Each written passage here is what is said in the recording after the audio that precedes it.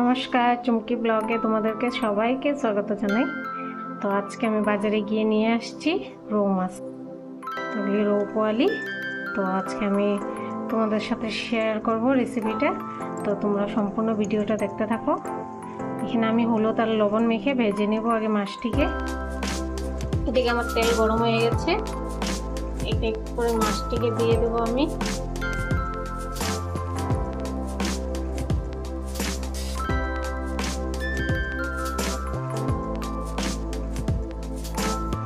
এদিকে আমার মাছ ভাজা হয়ে গেছে।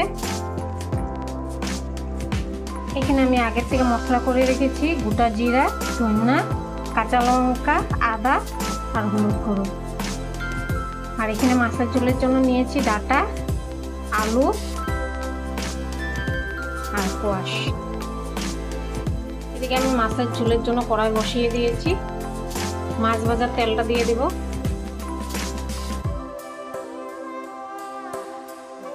তেল গরম হয়ে গেছে, দিয়ে দিব গোটা জিরা, মশলাটা করে রেখেছিলাম দিয়ে দিব। মশলাটা আগে আমি ভেজে নেব সুন্দর করে।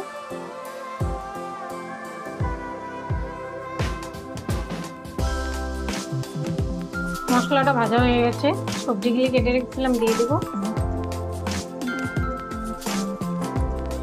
টমেটো কেটে নিয়েছিলাম 2টা, দিয়ে দেব।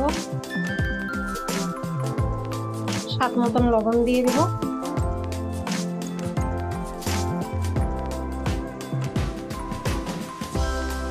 এটাকে সুন্দর করে মিক্স করে আমি ঢেকে দিব, সিদ্ধ হবে তখন।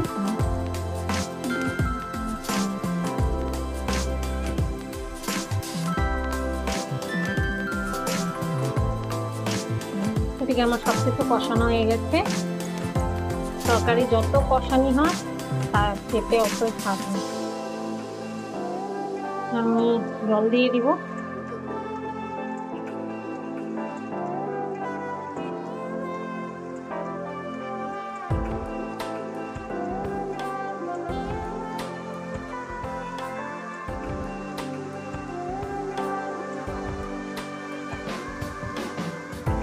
একটু ঢাকা দিয়ে দেবো এটাকে।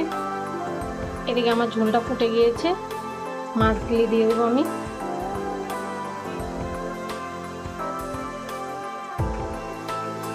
এদিকে আমার মাছের ঝোল হয়ে গেছে, গ্যাসটা অফ করে দেবো।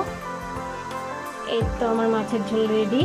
তো তোমাদের ভিডিওটা কেমন লেগেছে কমেন্ট করে জানাবে, আর ভালো লাগলে একটা লাইক শেয়ার করে দেবে, আমার পাশে থাকবে।